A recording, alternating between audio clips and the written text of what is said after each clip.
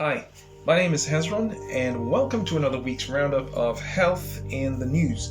This is where we look at various health topics that have been circulating throughout the week and emphasizing information and matters that are important to us.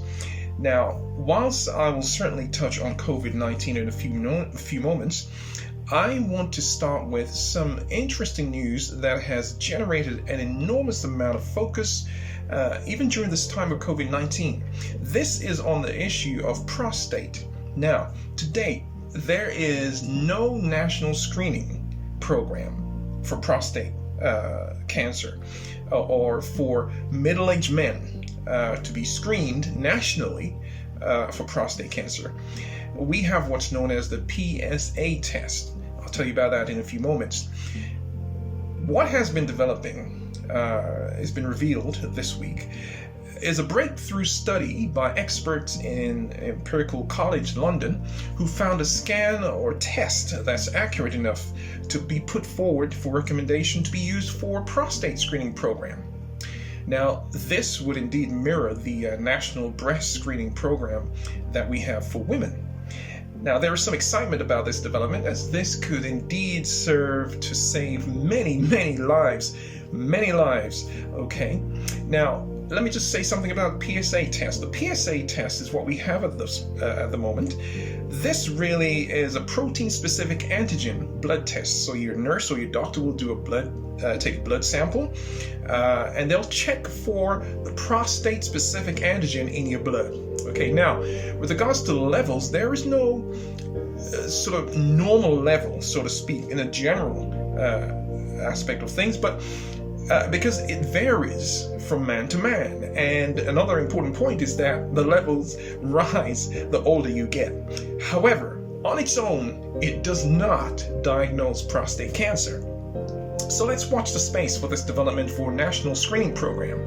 I'm sure we'll hear a lot more about that later on down. Another matter that is of vital importance also is that we are now able to play more sports than we have been able to since the past 6 weeks, and we can do that with friends and families in the open air. Now, a number of fitness instructors, as you might have seen and heard, have taken to the screens, encouraging and motivating us all at home. I've done myself a few videos on exercise programs that you can do, and for me this is a major boost, okay? A major boost and opportunity for us to take advantage of what we had before and utilize and maximize the opportunity to get active. One such young lady decided to even use the top of a portable toilet block, where on Monday evenings in London she does a 30-minute exercise class for her neighborhood. So my encouragement to you is keep exercising, keep on moving, and enjoy those endorphins. Now, last week I mentioned some good news about individuals who, by God's power, recovered from COVID-19. I was equally excited this week that we had one such individual, Mary. I heard a testimony a few days ago from among our church family in Newport, who herself contracted the virus and experienced the virus in the strength that it does and can sort of expose us to. And praise be to God, she's now healed, she's recovered, and she's enjoying her time with her family. And we give God thanks for healing power. We give him thanks for restorative health. So we praise God for Mary and all of those who have recovered at this time from COVID-19. Now, we've heard of the harrowing tales taking place in nursing homes across the nation, and they need our effectual fervent prayers. Okay, they need our effectual fervent prayer. That's James 5 and verse 16, and our support in whatever way we can. Now, you might be familiar with the term reflective practice.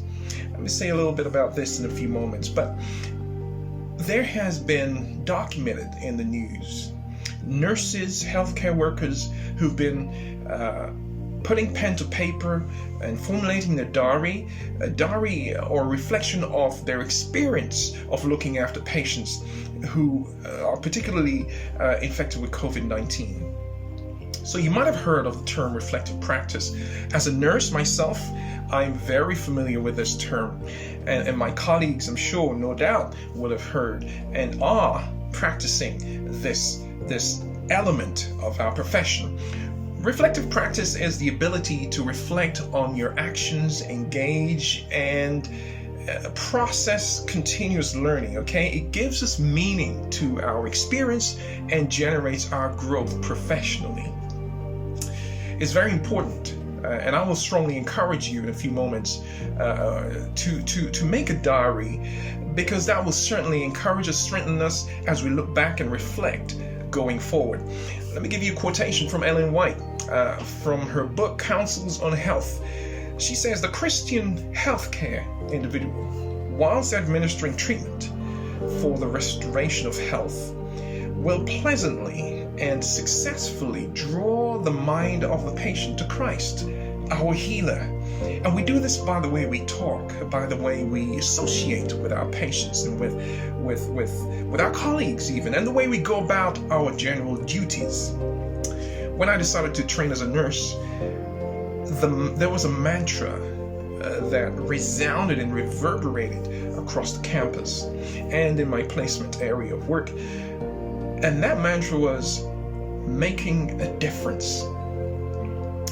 This week we celebrated International Nurses Day, and it's recognizing the difference that nurses make. And I want to give a special shout out to all our nurses, okay? We make a difference. You make a difference. I want to encourage you, even if you don't see yourself as a healthcare provider, to make a journal. Write a diary of your experience through this time that we're going through, okay, and how you've even looked out for your neighbor, how you supported certain ministries that reach out to those who are quite vulnerable at this time, okay, so you can reflect on how God has brought us through. There are great health benefits when we reflect on the goodness of God. Until next time, stay safe, stay healthy, and I wish above all things that you may prosper and be in good health. God bless.